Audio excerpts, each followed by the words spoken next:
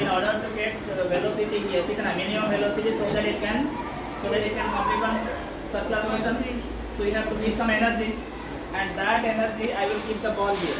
When it is some at height, then what will happen? You will have potential energy, and that potential energy will convert into kinetic energy. Kinetic energy का formula क्या है?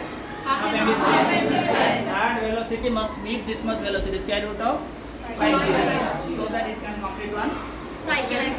now देखो थोड़ा ध्यान से ये हो रहा है ना नहीं हो रहा है रेडी हो गया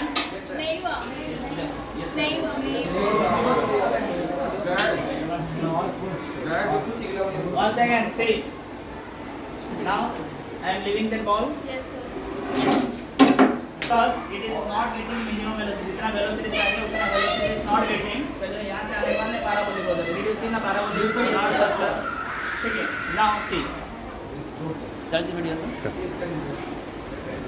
ना इस टाइम होगा नहीं होगा. नहीं होगा.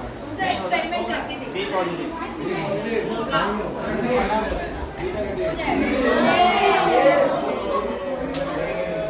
हो गया? फिर से एक बार.